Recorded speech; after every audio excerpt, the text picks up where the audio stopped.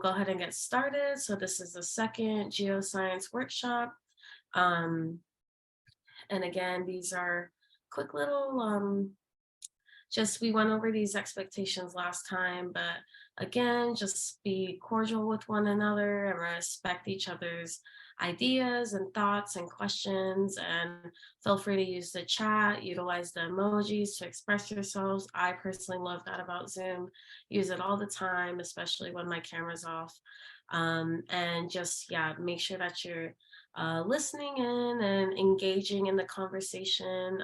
You don't have to verbally express that, but if you might be called on to share.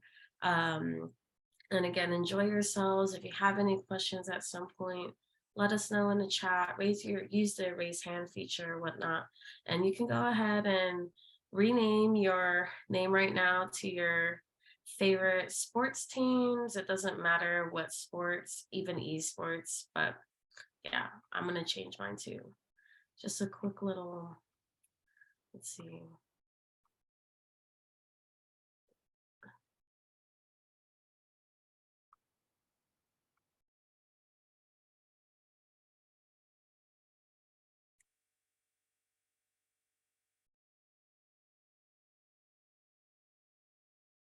Okay. New York Yankees, true. But okay. As y'all are changing that, just as you're checking, just want to welcome you to the second NASEP workshop. And joining us, we should basically be concluding uh, before 7, or it might be different for you guys, everyone else in a different time zone. But this is our workshop outline for today. So I'm gonna go over the AISES conference, the national conference that happened this past week with y'all. A little geoscience check-in on the steps we should be focusing on in terms of your guys's steps in that and work. Quickly going, well, not quickly, but reviewing our hypothesis steps from last time during the scientific method, expanding that and how that's really going to relate to your question right now. And we'll recap at the end and set some goals for next workshop.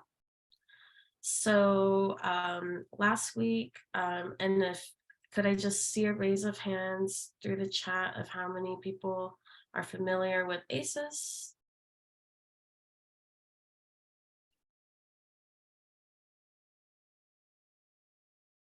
Okay. So it's the American Indian Science and Engineering Society. It's a national and even international organization that lets youth, professionals, students, whether they're higher education or primary education, secondary, so high school, middle school, elementary, and college, especially. Oh, I guess, yeah, put your hands down. I guess it keeps it up when you keep it on there. But so it's a really great resource and network organization that tons of natives and indigenous and even non-indigenous and non-native folks come and gather nationally. There's even smaller conferences throughout the year. So it's a really great thing to be a part of. And I think majority of y'all are a pre-college member of the AISES chapter. So it's a really great resource, not only for STEM students. I'm not in technically science or engineering fields. I'm in the urban planning field. And that was a topic that was brought up in one of our sessions I went to. I just mentioned that some of these fields might not be identified as a STEM or hard STEM field yet, but a lot of people from different professions come and gather. So this year it was in Palm Springs. Last year it was actually in Phoenix. And so it's a 3-day, conference. And so there's usually tons of events and tons of work sections in the whole 3-day agenda. There's different events that different members of certain groups go to. And so hopefully y'all can hear this, but So for day one, I went to the welcome ceremony. I went on a windmill tour down there in Palm Springs, and I explored the city itself. I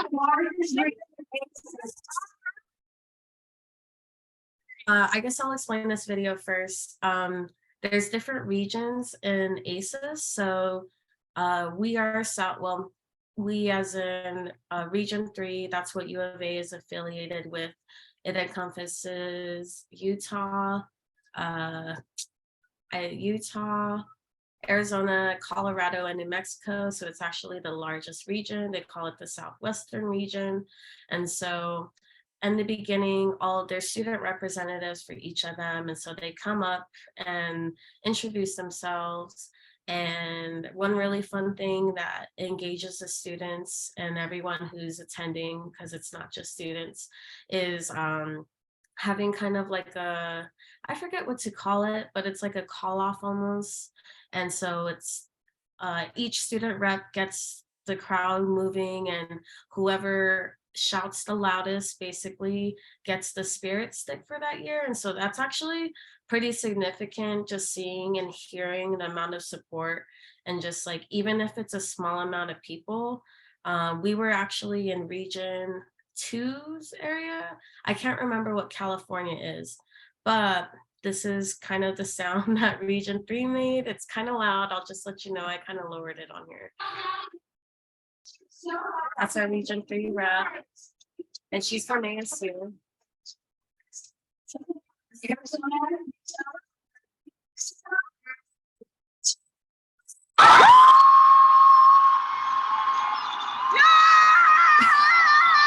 there's like tons of people on the side that just go crazy. They really go crazy.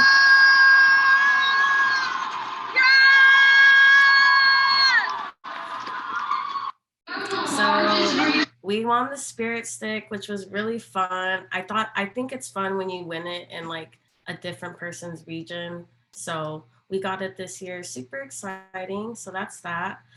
Went to a windmill farm tour. This is my friend Sarah. She's actually an intern with Sandia National Labs too. Then on the bottom here is just how Palm Springs looks like. You would expect a lot of palm trees.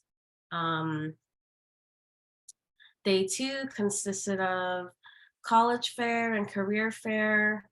If you look on the right, there's like tons of booths, tons of people from different colleges and different organizations, companies, and they're all there just to engage with one another. Usually it's a great opportunity, and there's even robots. They're playing with the ball here. It's so cute.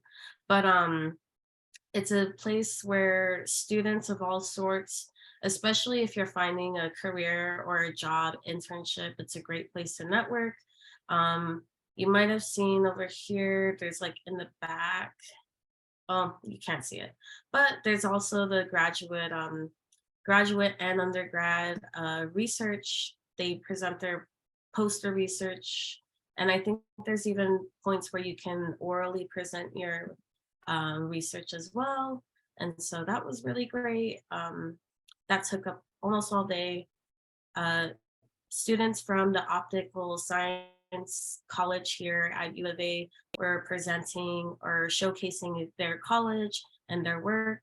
I took some fiber optic classes as a dual credit student when I went to the NMSU branch in Grants, New Mexico. So just to really see this in person and to know the work that my friends do, their research. So he taught me about lasers and he taught me about fiber optics, which run in the bottom of the sea, by the way. That's how data is shared most of the time. And so it was really great to see that demonstration. Posters and presentations occurred, like I said, throughout the whole conference. These are some of my friends from U of A. We were planning the day before, also on our panel for the next day. And then I attended the College Student Regional Caucus. And so that is when different chapters, different AISES chapters, which are affiliated usually with schools, colleges, or universities, come together and have a meeting and discuss where the Regional 3 conference will be held. And so That is like a smaller conference, definitely not as large as this, but it's a way for students, professionals, and people within that region to come together and do their own little meeting. Our chapter actually proposed to host it this year.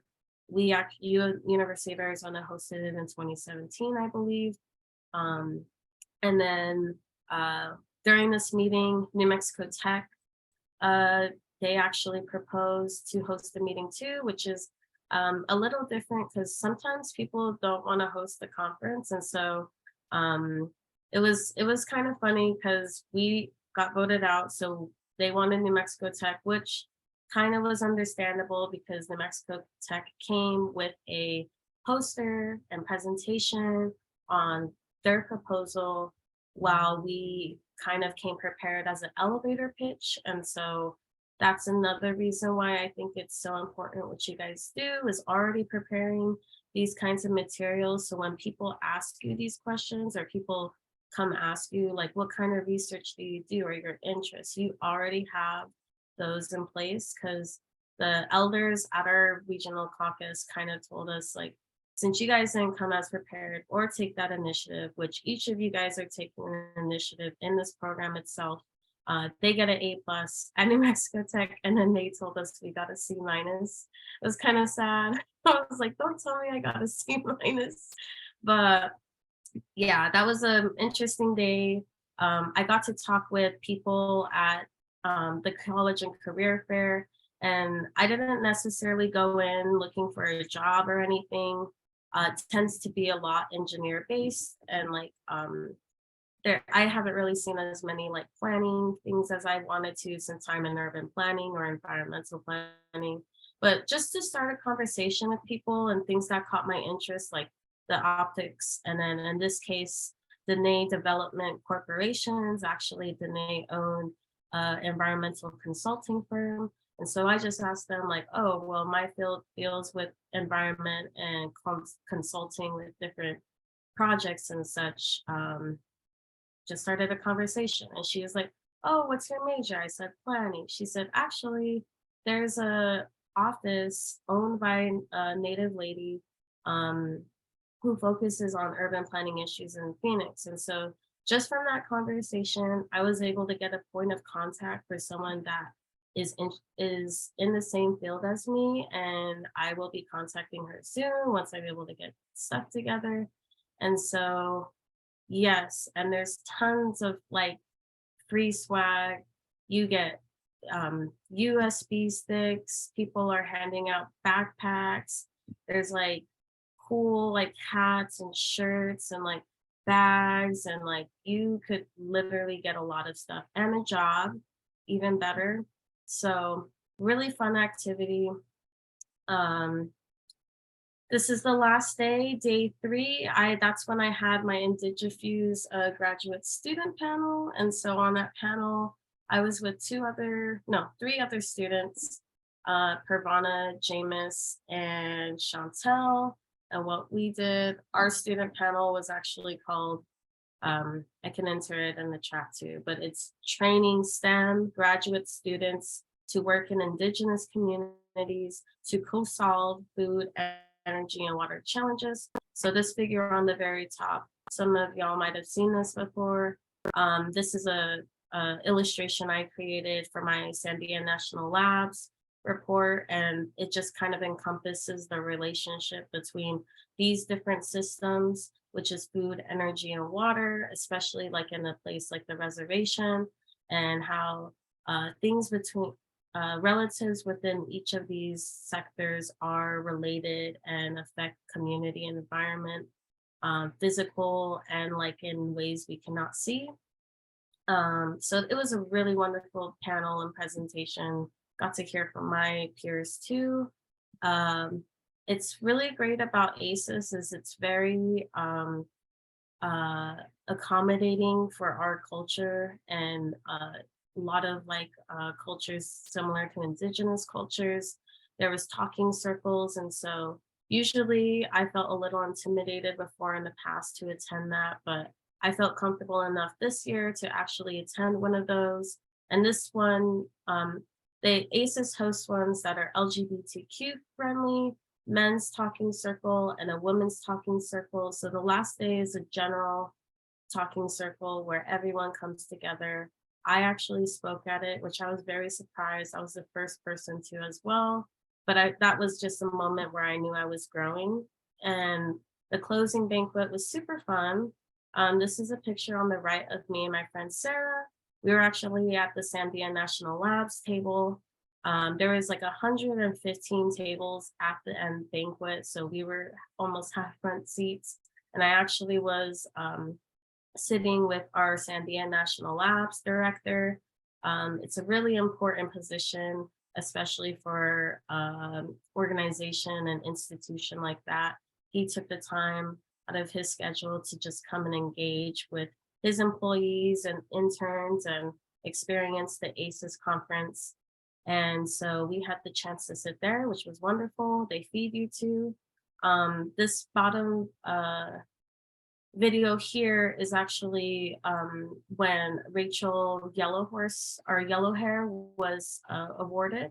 She works in Raytheon Technologies here in Tucson, and she's worked closely with our University of Arizona students. And so in here, if you see or recognize some folks there who are also part of NASEP, they're also part of U of A, but I'm just gonna let this play. And it was really great because when people are awarded at the conference, a videographer, and I got to know him, David, comes up with these amazing videos on their lives, and not just their professional lives, but he ties in their personal experiences and family and friends and why, like basically all the support that makes them do the work they do.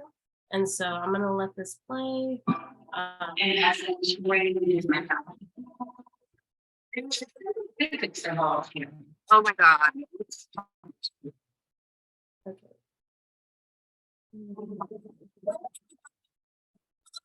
And get to know you about the college students and the So I have that students and have that same experience. And what that means is really to make them feel comfortable. Yeah, so it was really great just to see people get awarded. It's a long event, but you're fed and you're just seeing all kinds of people. Powwow dancers came and performed for us. I'll mention this last thing, but I met my relatives from Yakima at the conference. And so that's really wonderful about the conference experience too, is reconnecting with a lot of your friends and family and people who become family eventually. Shai and Cecilia Lucero, they're from Yakima Pueblo. And so I just talked to them, and it was really great to reconnect with them. She's part of the elder group. So there's a whole panel of elders that are recognized as the AISES elders. And so they're huge mentors and members of AISES. And so it was really amazing just to see them and take a picture with them, since I haven't been back home in a really long time because of the pandemic. These are some final thoughts I just had on, and we actually had our University of Arizona general meeting last night. And so we just kind of recapped on the AISES conference with some of our members. You might have seen Aiden, Leo, and Emery. They were all NASEP people, and they're also part of AISES. And so we all just talked about a little bit about it. But my final thoughts on the conference was I just felt really supported and loved by everyone. And so at these conferences, you're very comfortable. It might not be at first, but I grew to be very comfortable, and I could be who I was. They're very accepting of all sorts of identities and upbringings and cultures, and that's why people relate a lot with each other there.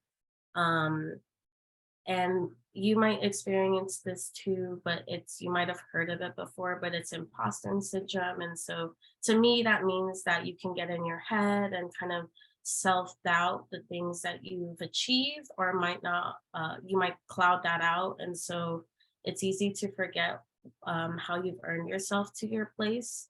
And so AISES like really kind of reassures your place there. And so being a part of that panel just reassured me. People complimented me after we presented and stuff. So it's easy to kind of not see yourself in that spotlight, but when it happens, and especially at these conferences, it's really great to have that feeling.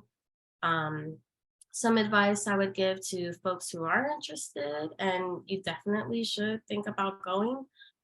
It is meant for students like you too.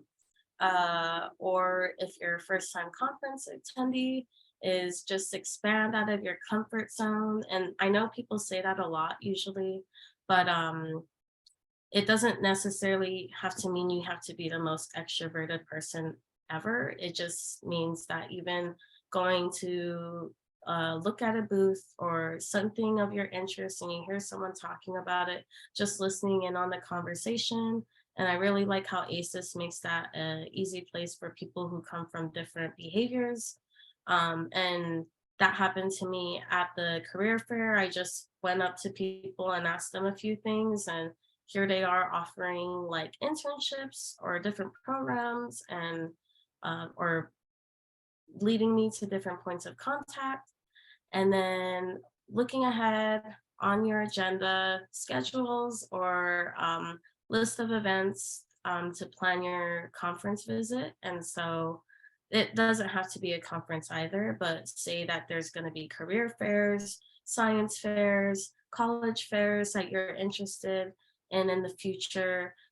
Looking at whatever topics or what sessions are being held or what projects are being presented on, it really just that list itself can just kind of expand your thinking and like, oh, I didn't know someone's doing something similar to me.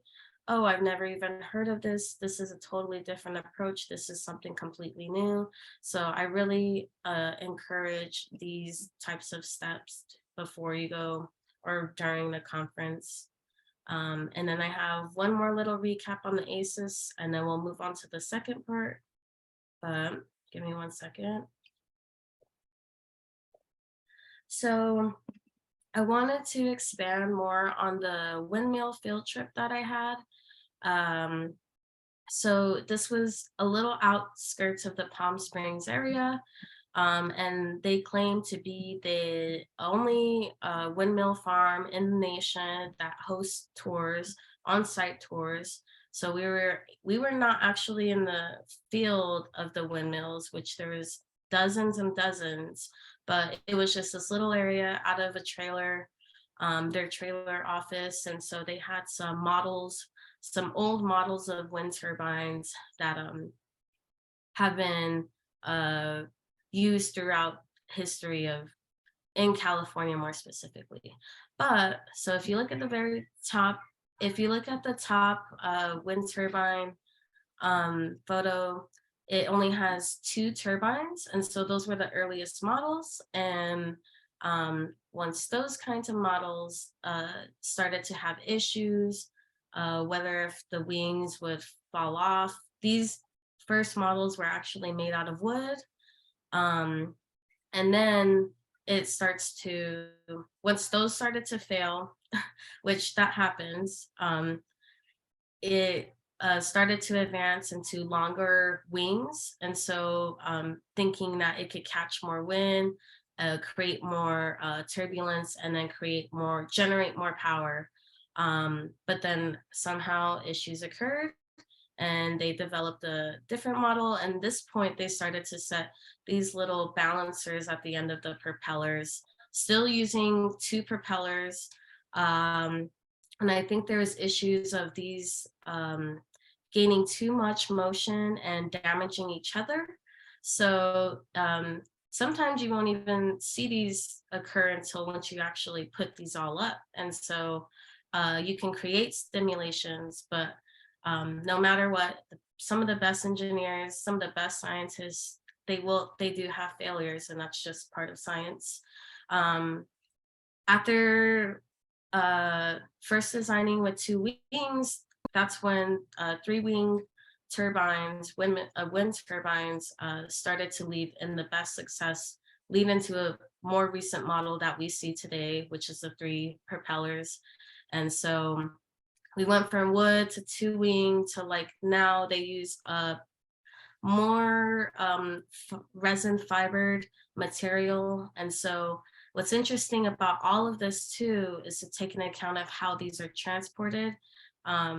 They can only be transported in one piece. And so I think that's very interesting. I still can't wrap my hand around how they do that. So that was just an interesting thing to see. And our tour guide emphasized the same stuff, is like, even the companies to put their models like this on display is a big step for scientists, because usually you don't want to showcase failure, but in this case it shows a whole process of like why failure is a part of science and a part of research, because it leads to better approaches, and getting more efficient energy, and stuff like that. So now we have beautiful wind turbines like this that rotate, and in that area of California, they get a lot of wind. So it's really beautiful to see. They're huge.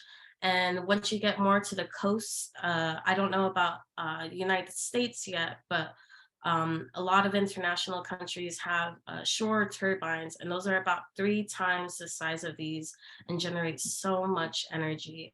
Um, and I guess if I go back to this, it might not show it. I don't think it shows it. But this is like, so the way these rotate, the way that the energy generates, it goes even faster. And so that's why this technology is just amazing. But that's just a reason why I want to emphasize scientific method is okay to kind of have setbacks, because there's a reason why there's setbacks, and it leads to defining and perfecting. Maybe not perfecting is the best word, but really finding those ins and outs of your system, of your model, of your experiment, so that you're able to create, in the end, a model that's been used for a couple decades. These have been used. There was wind turbines on that farm that have been used for the past 30 years. And so they're developing newer ones every so often. And so that's the thing. Clean energy is a big lead right now, especially for Indian native country. So that's a major interest of mine too. But yeah, any questions from anyone on the ACES stuff, or even the wind turbine stuff, or well, just the things I talked about? That was the last of the ACES recap. I wanted to say something really quickly. So thank you for sharing your experience. I know that ACES is a big part of your academic journey. Oh, what is going on with my camera? With your academic journey, because you are one of the ACES e-board members. And so it's great to hear about how you're part of the chapter and how it influenced you. And just to reiterate to folks that you are technically members of this organization, because when you're admitted to the program, we ask that you all create your memberships. And so these are opportunities that you can very well take advantage of. And one of the science fairs that we're having you all participate in as part of this geoscience project is part of ACES. It's called the NASEP fair, and it happens around April and March. But if you place in NASEP, from what I remember, you're able to have your admission waived for the conference. And so that's a really great incentive, because this is something that you can possibly experience through your participation in this geoscience project. So yeah. Yeah, I mean, I presented once as a student with like my poster presentation, and it really is a great way to just connect with people, and those people are passionate about helping students. So this, yeah, is definitely a great way to get yourself involved that way too. But yeah, I guess I should say I'm the secretary of our AISES chapter here at University of Arizona. Last year I was our historian, and so I think that's also reason why I was able to get as involved as I can, but there's people who don't even hold that are even more involved than me, so. Yeah, and I think that there's always been a history of students who participate in NASEP who also go on to be a part of their ACES chapters. So for instance, Vero mentioned Leo, who you all met during the summer program. He's a member of ACES. A student who participated last year is currently the treasurer of the chapter, and someone who did NASEP in 2020 is also a participant. So it's really cool to see you all get involved, former NASEP students get involved, and it makes sense because if you love STEM, it makes sense that you would be involved with a program that supports you in that. So ACES is great, and I encourage you to, if they send you emails for opportunities and stuff like that, to make sure that you read them. And then Vero, I have to plug in my computer, so I'm going to turn off my camera and mute myself really quick, but just Okay. let you know. Sounds good. All right, if there's no more questions, also you can check out our Instagram. There's tons of ACES Instagrams too, but U of A has their own Arizona ACES Instagram. You can see some more photos, but now we're gonna kind of dive into more of the geoscience portion of the workshop. So get your thinking brains going, because if you have not yet funneled or finalize the hypothesis you're going to be using for your assignment, this is a great way to really start to funnel down those ideas. And so this is kind of a recap of what we had learned last time. So we had gone through the steps of the scientific method before, and now we're going to actually take them step by step and apply that to our projects. So hypothesis, again, is one of the most important questions of your experiment. It's going to be something that people are going to ask, and it's really why you're going to be, it's what you're going to be conducting your experiment to. So these are some questions to ask yourselves. This is a little different from last time because these are more specific in terms of data and stuff that's going to be accessible to you. And so you want to ask yourselves, who else wants to know this information? And by this point, especially with the pre-assignment, it kind of, y'all might have already answered that. This might be your community, this might be tribal leadership, it might be your family, maybe someone else, your friend, you guys just have questions about things. What do you want to know? So it usually takes in, it's usually in the direction of your interests. So that's probably the question you know most best, but you also don't know what you don't know. So maybe that's why you're asking. What resources do you have access to? We talked about resources last time, online resources like the library, maybe a person, so points of contact, professors or teachers you can think of, even us. How are you going to collect that data?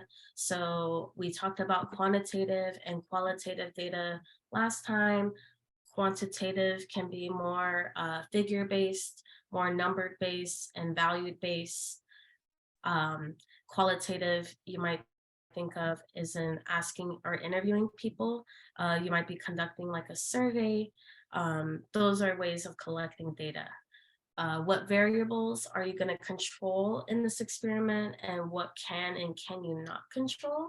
And so this might be different on what type of experiment you're conducting, whether if it's like in a lab setting, are you interviewing people, are you observing just natural conditions of the environment? And you have to just think to yourselves, when you're thinking about your hypothesis and how you're going to test that, what variables can you control?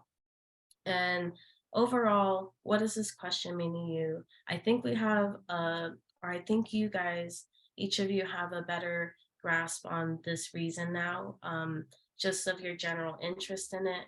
And so that's just something that you guys are most likely passionate about. So I think right now we were gonna ask maybe a student or two on if what you remember from this hypothesis step, and maybe if you began that, or anyone want to share their own that they've conducted so far.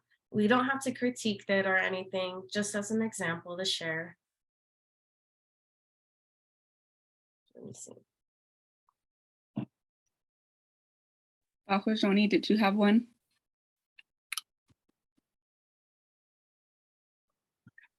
That's the thing about my project.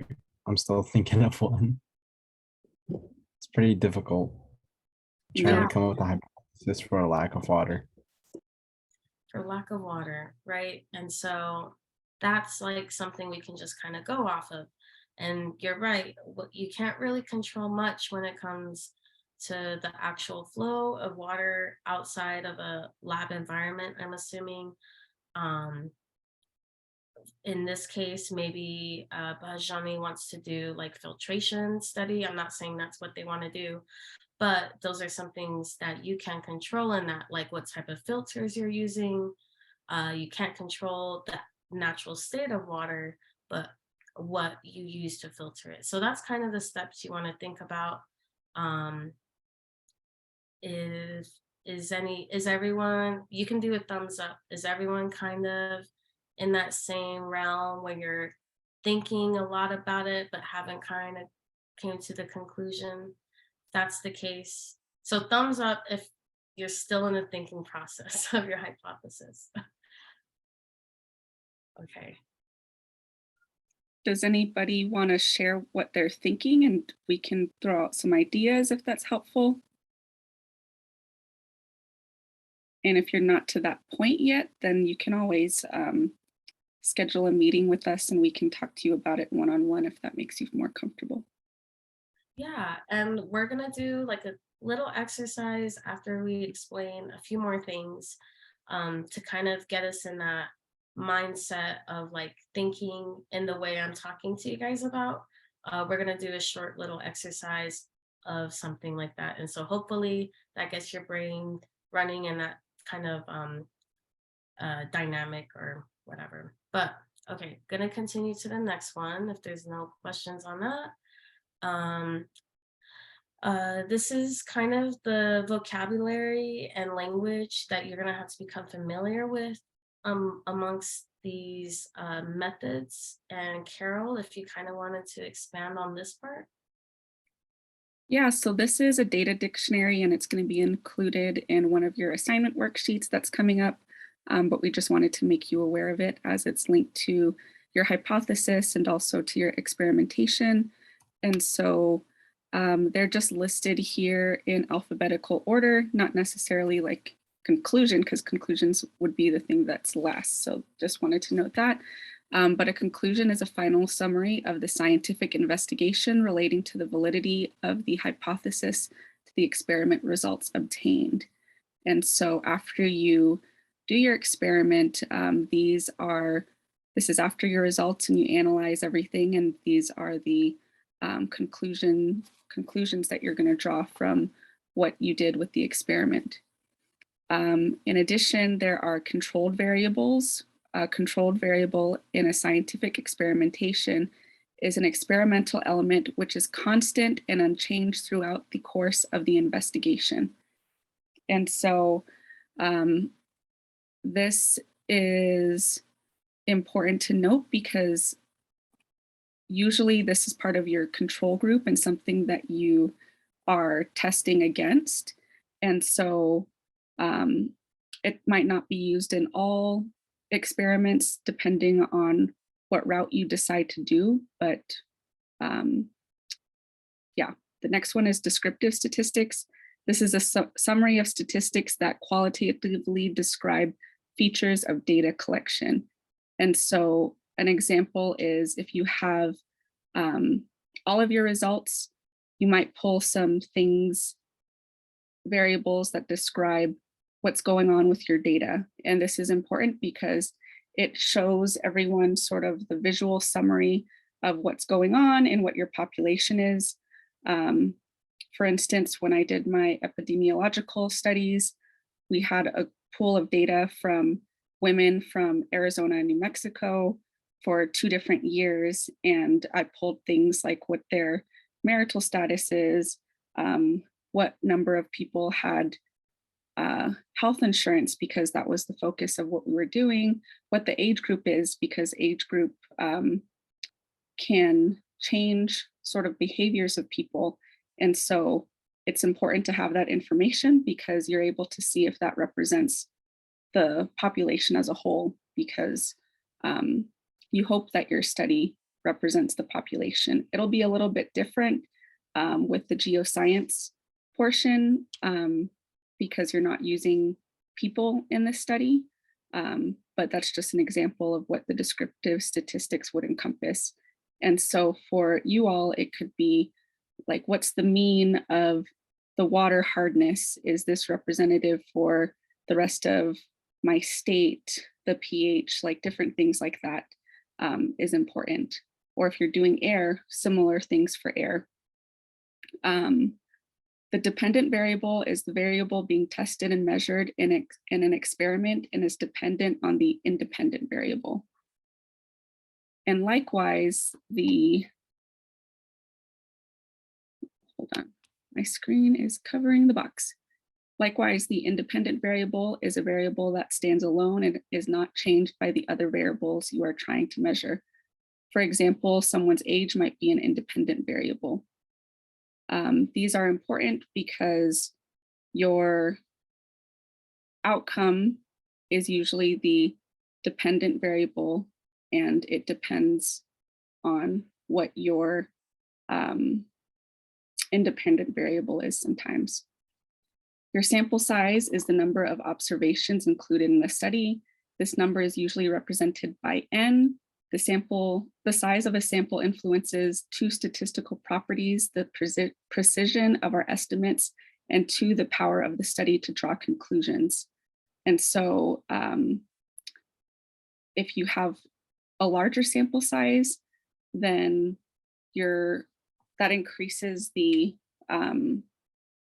your n. So if you think of the n sort of being the denominator in a sense, it's won't be skewed as much in terms of your results, as opposed to if you had a smaller sample size.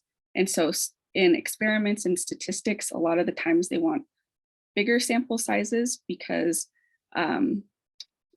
it doesn't change the data as much as opposed to if you had a smaller sample size.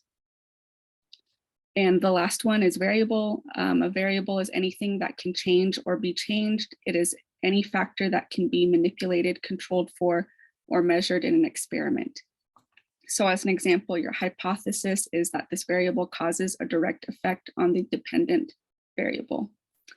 So I know that this has a lot of jargon and statistical terms in it. I use a lot of these in epidemiology. So if you have any questions about the meaning of any of them, please let either Vero and I know. But this data dictionary is important because as we go to our next slide, which is the experimentation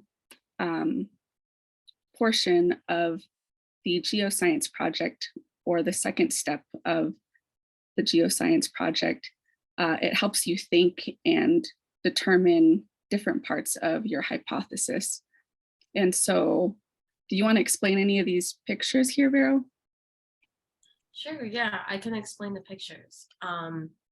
These are actually taken from trips that I've done with IndigiFuse, which I'll reiterate again. There's so many acronyms in the world, but IndigiFuse means Indigenous Food, Energy, Water Security.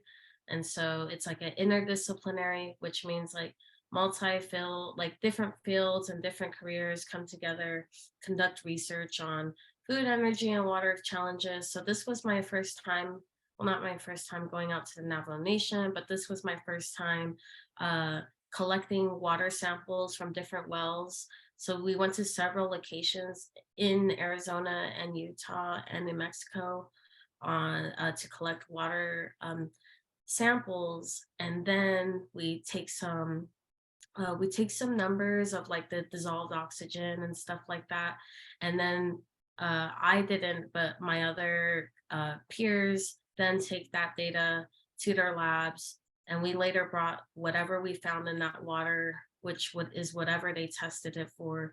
And we reported those results back to those families and these people who use this water over here. So those are some just examples of that. Yeah, we're just like reading water data and stuff. Great, thank you for that. So you'll see from the photos, there are different aspects of the experimentation process featured. And so there is documenting materials and procedures. So the materials here, what are some materials that you see used in these photos?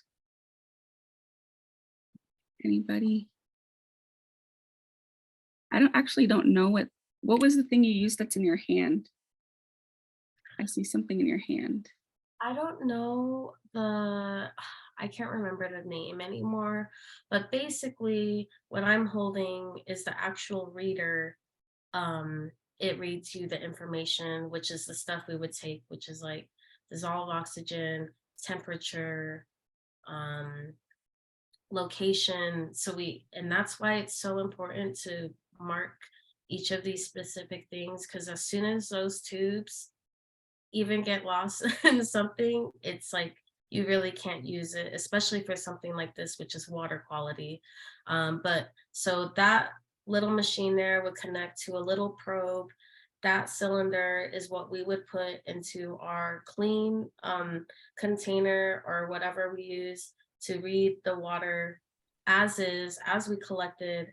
And then we would even do it after we put it through our filtration system, which is what they're creating right now. And then they would take, which is just a general read. It doesn't read everything in the water. And then that's when they would take it to the lab. So that was a step that we had to use. There is also different materials used among this, like sorts of acid that neutralize the water before it goes into a certain lab machine. And so things like that is the stuff we had to use to just generally collect the water. And that's like first step one before even analyzing anything. Great, yeah, so that's something that you definitely want to take note of is the different materials that you're using. And so again, experimentation, this is the procedure of how a researcher or scientist tests their hypothesis. And so when you think back to your hypothesis, you want to think of how you're going to test it. And so in this instance, they're testing the water quality through the oxygen and things mentioned. And so those would be the materials used, that thing that's in her hand, the procedure. I'm sure there's a specific procedure for how you use that machine and also collect the data, utilizing sterile tubes and whatnot. Also thinking about if we're collecting this information, are we doing it in a way that's respectful of the community? For geoscience type things like this water one, you might have to get permission from tribes to do that or communities to access where the water and stuff is. But because they're not testing on people, they wouldn't have to get certain approvals, because when you have human subjects, that changes things. There's more paperwork and things that you have to do and trainings. But for instance, if they were collecting stories from people or collecting data based off of like the water, like we're going to take your blood levels. If you drink from this water source, then that could include more IRB approval. You also want to make sure that the data is organized through your collection process, having dates, including these photos are great because you can see it wasn't raining, it was a clear day, there wasn't wildlife around that could contaminate the water sources and stuff like that. So those are important things to note. Yeah. But was there? The second time, so this top photo is when we went in October of last year, so almost just a year ago. And these were several wells out in Black Mesa. Some of y'all might know where that is in Arizona. And it actually rained when we went back there, or not rained, it snowed when we went back there during this past spring break in March. So that was a little hectic, but the bottom right here, this is probably one of the most remote areas we went to, and it's outside of Lupton, I believe, Arizona. And so some of y'all who came onto the fall assembly, we passed there, I think. And but this well of here is where these ladies, so that's our advisor, Dr. Chief and Colonel. He works with Six World Solutions, talking with the resident here. And you can see she's clearly explaining too, understanding their community knowledge.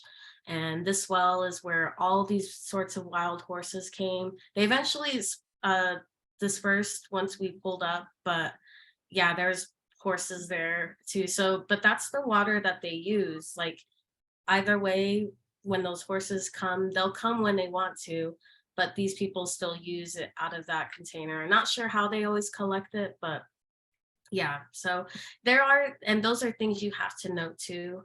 But when you're actually doing the experiment, it's nice when you're not given all those, when you're collecting it. Yeah, it's nice when it's not snowing or when there's not really huge horses around, but. And then the other thing is, so in the chat, put whether you think this is a controlled experiment, a field experiment, or natural experiment.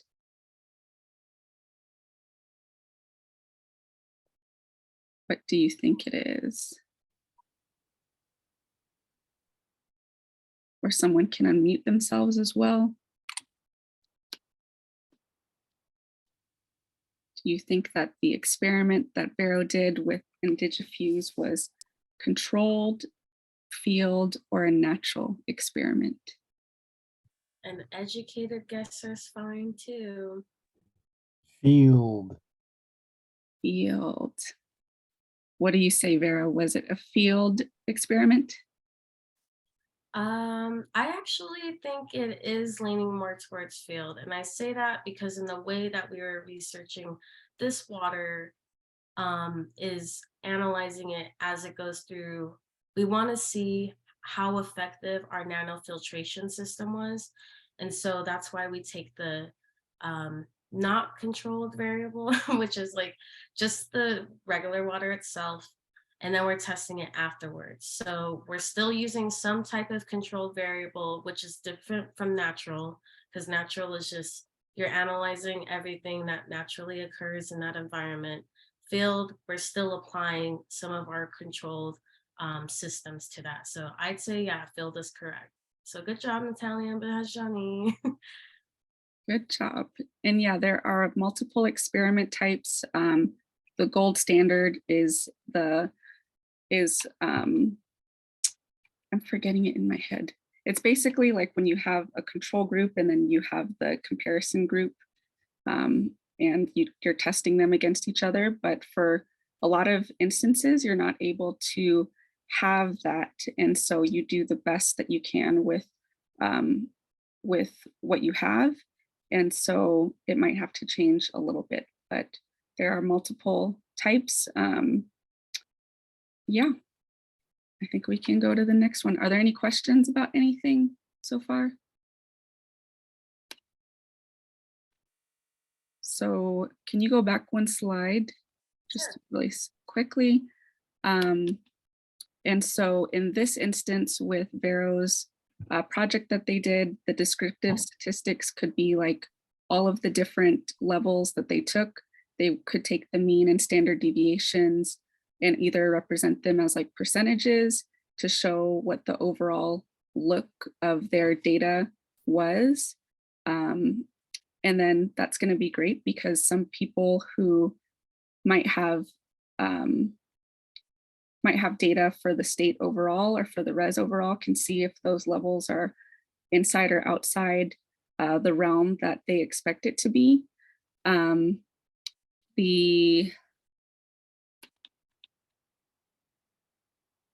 independent variable, the dependent variable would sort of be what their outcomes are, because they're dependent on whatever it is that they're testing.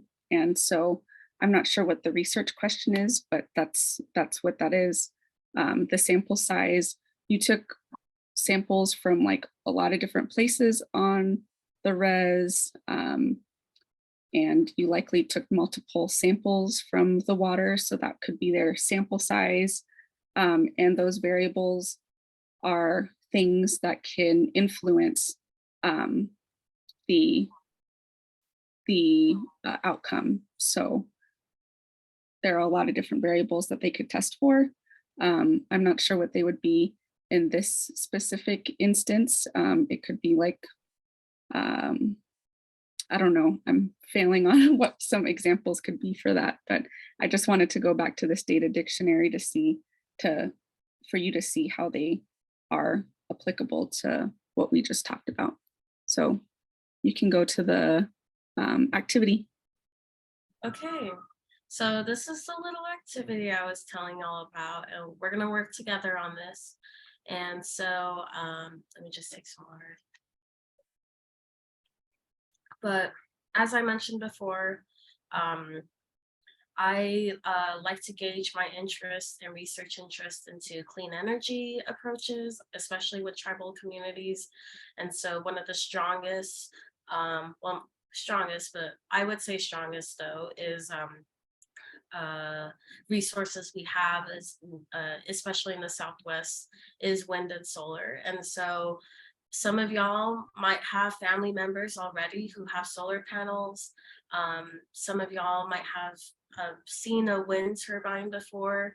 And it might be a question to you or your or community or even others of like, what is a way that we can still provide energy to these? Most of the time it's off grid. And when I say off grid, I mean that they're off the electric grid that is usually central to urban places. So for example, if you're here in Tucson, usually in a major city, you're usually connected to energy grid, and that's connected to a plant, that's connected to also different housings, different batteries, different generators. So there's a whole system and like research on that. I don't delve into much of that part.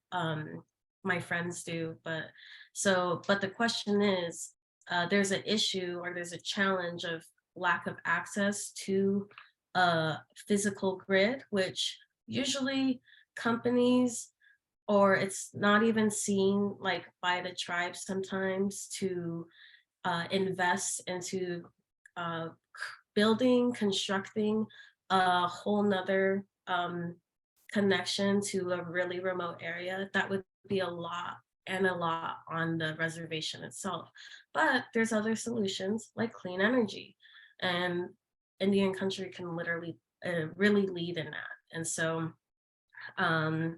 so let's think about our elders for a second and say they really want to still live that traditional lifestyle, which usually a lot of them still want to. But just by how today's lifestyles are and the dynamics, some may require refrigeration. So a lot of the foods we eat now have to think on, some of that like meat can go bad, and that can be really bad for a person if they happen to eat that. Medication, some medications need to be held at a certain temperature.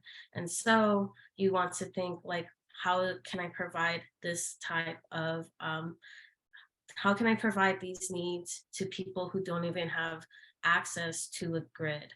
And so, and there are resources there, it just is a matter of planning it. And so our question really answering together is solar or wind would be more efficient in these areas?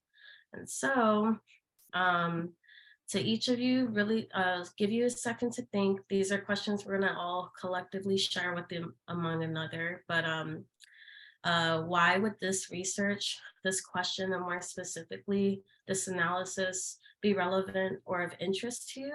And so can anyone share with me why maybe having something like this, solar or wind energy on a reservation kind of environment be important?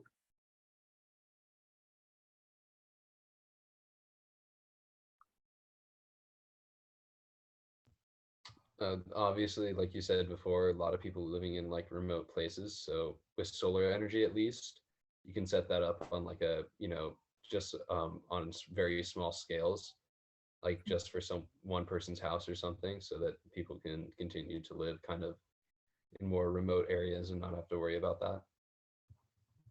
Yeah, that's great. And I like how you mentioned scale, because one thing about energy and solar is that there's different scales, there's different systems at scale.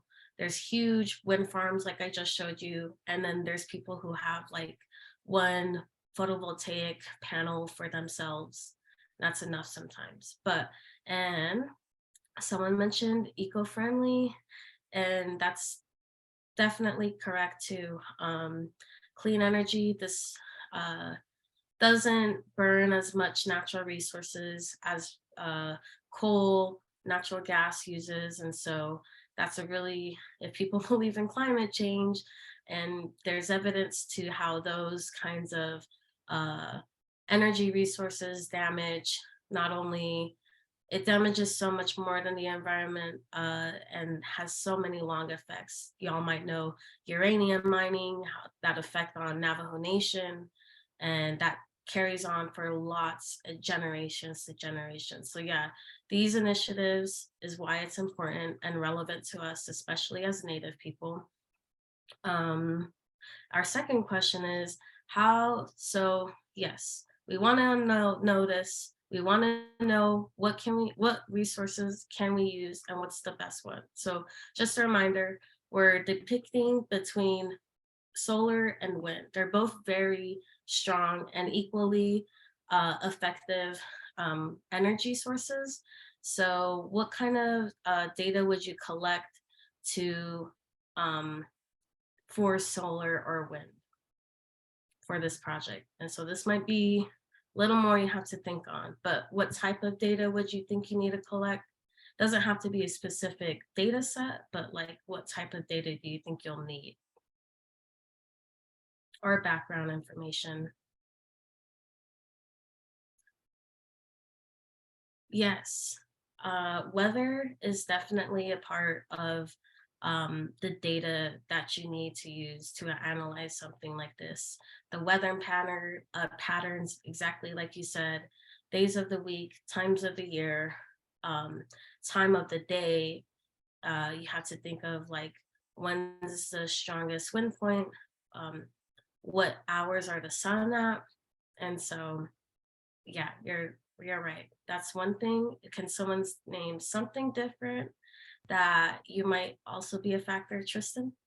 Yeah, kind of like you were saying earlier, the scale at which it's conducted, like obviously wind has to be a little bit more wide scale, but solar is obviously maybe more efficient on smaller scales. So that could be something you'd have to work with, kind of balancing out the scales of what you're using. Yeah, that's a really huge factor. All of these are very important. And that's why when we say these things, there's so many things you have to factor into it, so many variables. And you're right. Depending on how much area do you have, what's the geographic of that area? Is there gonna have to be some type of development or like preparation before even this whole process begins? And so, yeah, I think those are great answers. I So, have one. okay. So if we're thinking about which is more efficient, I would also want to know, is there data that's available to see how much power, like how much power it would get, you know what I mean? So if I'm in an area that is like I would want to see if there's a way to see how much energy is produced in the area that I'm at, if that makes sense. You know what I mean? Like if I set up a solar panel, is that going to give me more energy in my area than wind? So I might think of how I could collect those data points, maybe in a small scale, and then see if it could be expanded. I hope that made sense.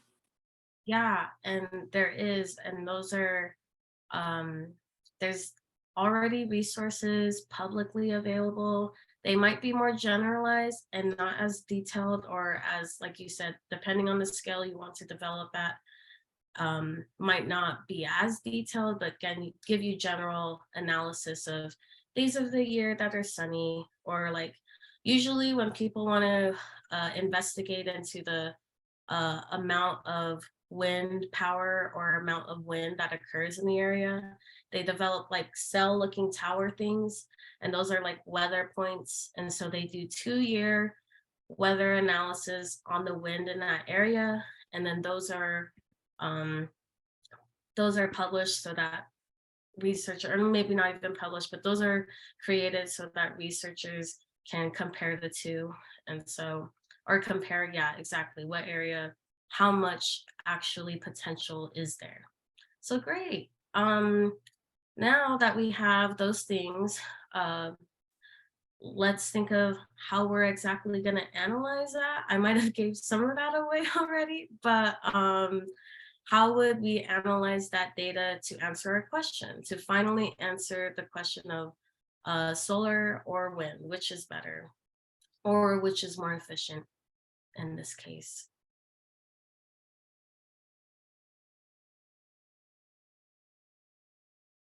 And maybe Morgan, do you have an idea? How have you, when you think of the data we just thought of, what came to your head on like how you would analyze that or how you would interpret it?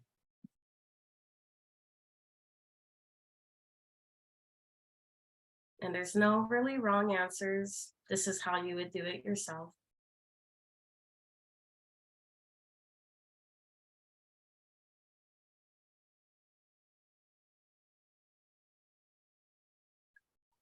Maybe Morgan's stepped away for a minute. I'm gonna pick on someone else. Arizona Cardinals.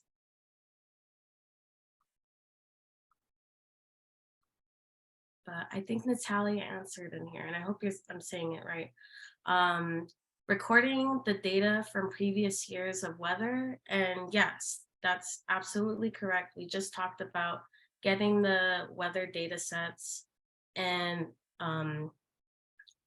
that's exactly how usually the scientists conduct these experiments. It takes years in preparation, actually. And like I said, those wind turbines have been there for decades. So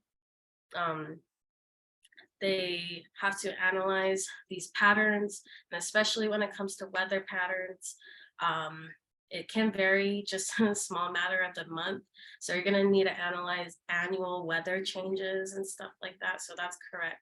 Have to look at previous data and find those patterns so that you can identify, well, if wind is only effective in one point of the year, we need all these other months to provide energy for these people, and the sun comes out every day. So most of the time. So like that might be the best case in that scenario versus California, where they have wind all the time. And like they're in a geographically, that valley pushes that wind into all of those turbines and generates so much more power. They didn't have as many solar farms as I had seen, and so that's an example of using one versus the other. So any other final thoughts on that point? I love your guys' answers so far.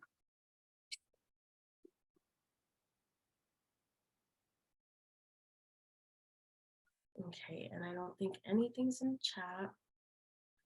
Okay, so we'll go ahead and move on to the next one. So hopefully y'all are thinking in the way of these these are some of like the general questions.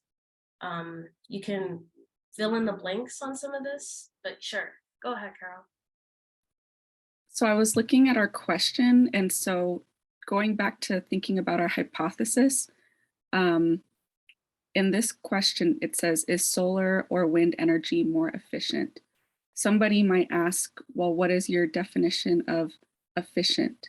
So they could say, well, what would be produce the most energy? And maybe that's just what their definition is. Or somebody might say energy plus cost. So they may say, well, technically it would produce more to use this one, but based off of what we found, it would be more cost effective to do this one. So which one should we use based off of both information sources? And so it's important when you're thinking of your hypothesis, what your definition is, and to make it clear for some of those outcome variables. Yeah, and I mean, really, when you start to go into, I guess I wouldn't say the real world, but the real world, that's a huge factor into how all of this plays out sometimes, is cost and maintenance funding that a project is given. But yeah, that's definitely something, and that's really important. Your definition of what's better, good, more productive is exactly what Carol said, factors in different meanings. And so maybe that's why you want to kind of talk to other people about your questions and stuff, because they might have a totally different take on it. But great, I would appreciate everyone's participation into that and contribution to that, poking at your brains. And Carol, I guess if you wanted to run over this is kind of a quick little recap for you guys to think about. Yeah, so going back to what your research question is, what are some possible research questions for your scientific investigation? And so it's important to frame the problem in the form of a question that could be investigated.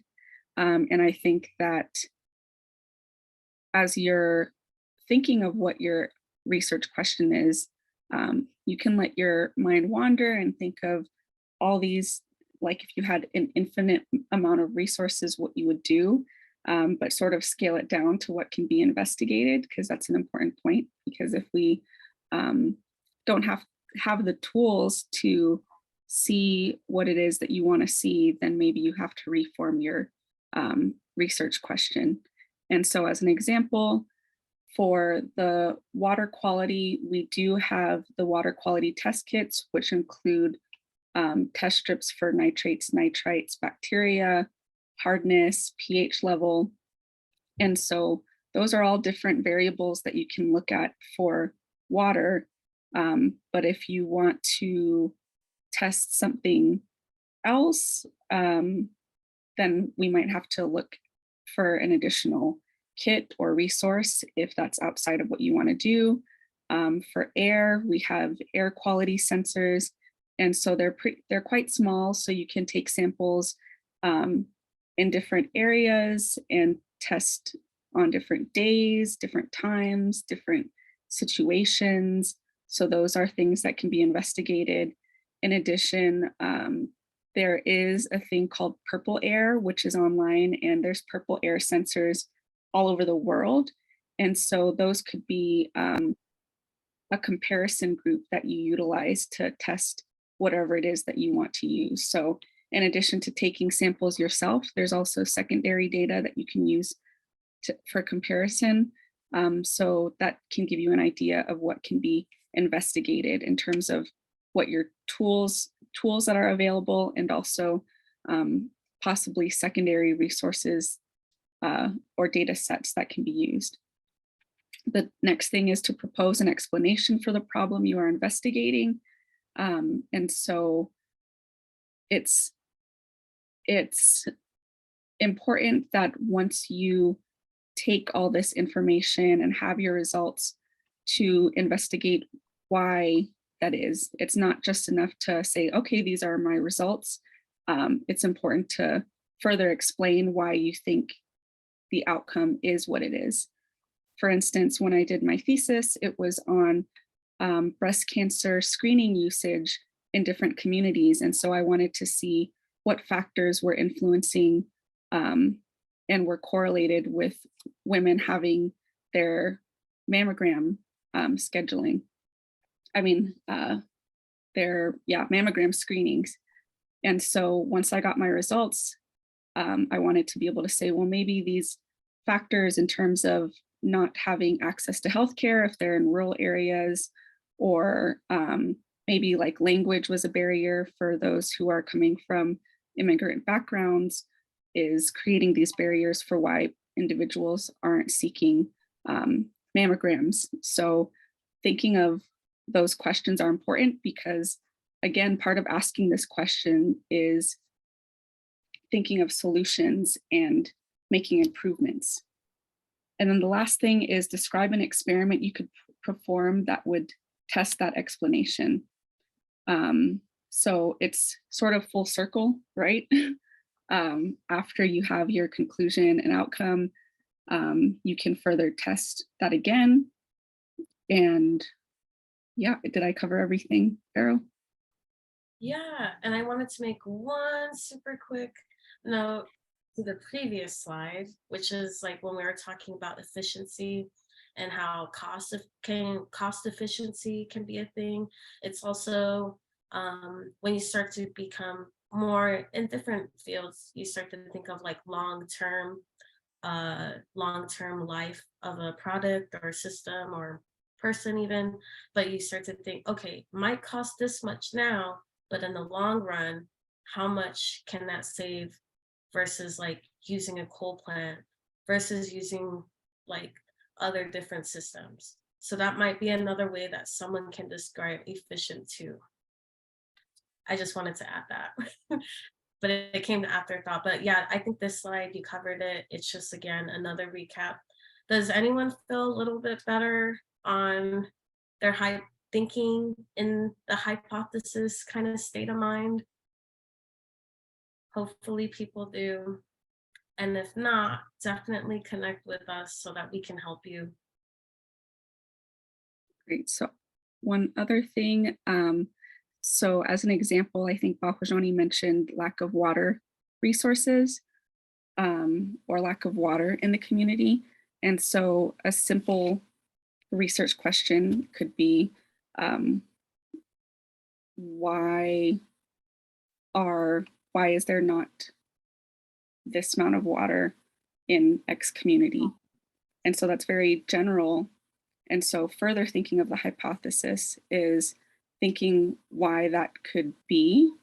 And so it could be due to drought, there's not this much water within the community. And to describe that, or to describe a method to test this, you could use secondary resources such as maybe water table information through a secondary resource to see like, okay, would we be considered in a drought based off of this definition? So that's one example of creating the research question. Another question could be,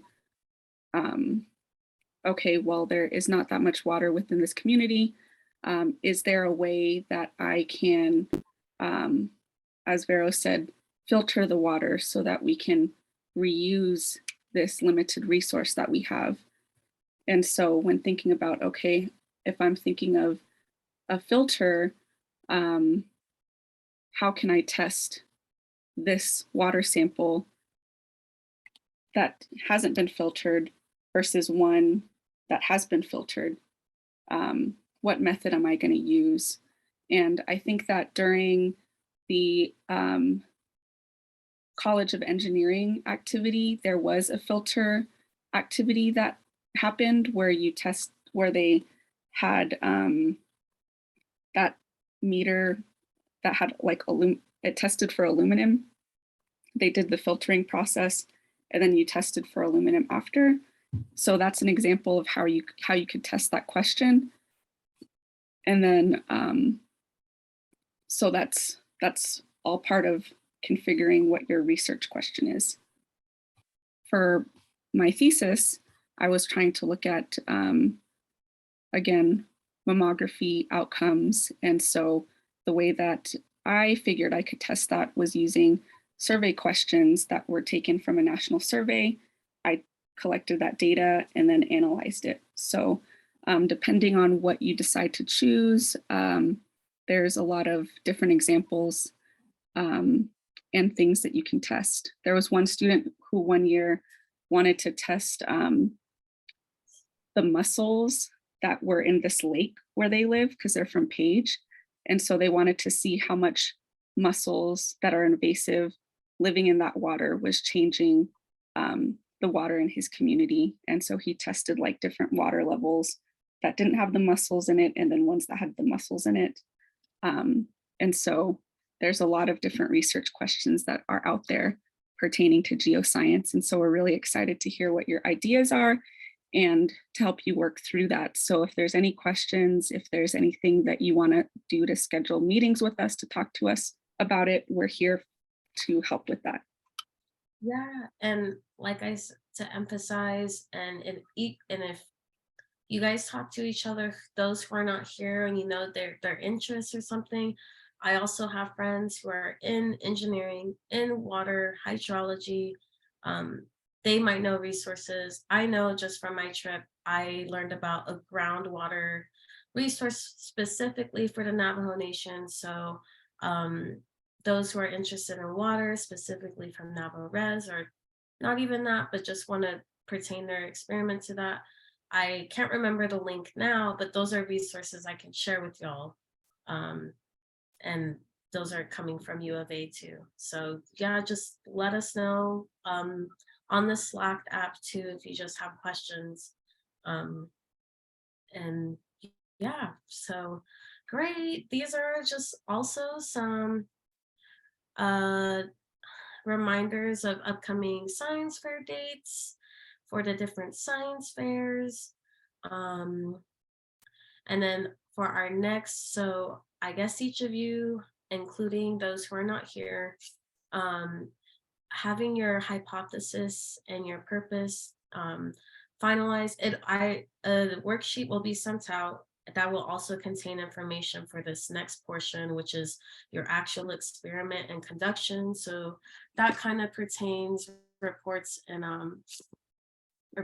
like list of your materials, list of your variables, the different types of variables, your experiment procedure, and it's just list of those things. It doesn't have to be exactly the final things you're going to put in your presentation or such, but it's still something that you should be documenting for your experiment's sake. And so that'll be a part of that. Your hypothesis can be a part of that worksheet too, but it's good to just finalize your hypothesis by the end of this week. Submit it to me if you want to, or Carol, and we can provide feedback to you right away before you want to go further into these other steps of the geoscience assignments. But that'll be due 26th, so about 2 weeks from now. That portion. And then our next workshop though is the 18th. So is that right? Maybe it's not. I don't know. I'm sorry. I think it is the next week, so not.